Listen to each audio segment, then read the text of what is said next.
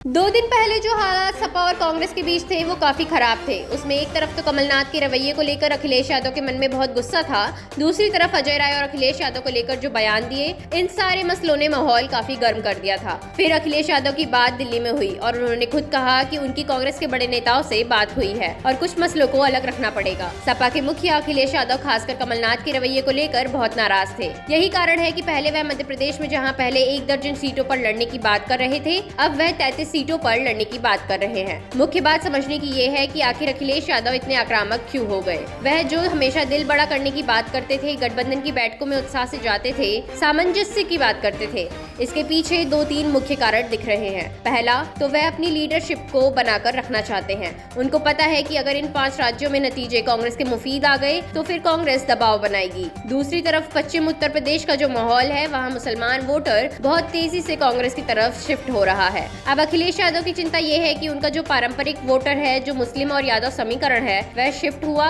तो दबाव बढ़ जाएगा। इसी को लेकर अखिलेश दबाव में है। वैसे राहुल गांधी खुद भले बात नहीं कर रहे हों, लेकिन केसी वेणुगोपाल अगर बात कर रहे हैं तो इसका मतलब है कि वह बातचीत राहुल गांधी के कहने के बाद ही की गई है। वैसे कहा गया है कि मल्लिकार्जुन खड़गे और राहुल गांधी के बीच बातचीत के बाद ही वेणुगोपाल ने अखिलेश से बात की है, तभी अखिलेश के सुर भी नरम पड़े हैं। वहीं अजय राय को भी दिल्ली से निर्देश मिला है। 23 अक्टूबर को प्रियंका गांधी की अजय राय से बैठक हुई तो निश्चित तौर पर वहां भी उनको संकेत दिया गया होगा। बीते दिन यूपी कांग्रेस के सारे जिला अध्यक्षों और प्रभारियों की बैठक हुई थी। उसमें कई लोगों ने कहा था कि उनकी लड़ाई भाजपा से है, इसलिए जो भी बात हो वह योगी सरकार के खिलाफ होनी चाहिए। कांग्रेस का भी एक मत है कि ये गठबंधन बचा रहे। एक तीसरी बात यह है कि मायावती की बातचीत भी कई नेताओं से चल रही है और हो सकता है कि जनवरी में वो भी इंडिया गठबंधन में शामिल हो जाए। ऐसे में अखिलेश यादव के लिए जरूरी ये है कि उत्तर प्रदेश में लोकसभा की ज्यादा से ज्यादा सीटें उनके पास रहे। कांग्रेस को वह 10 से 12 सीटों पर समेटना चाहते हैं।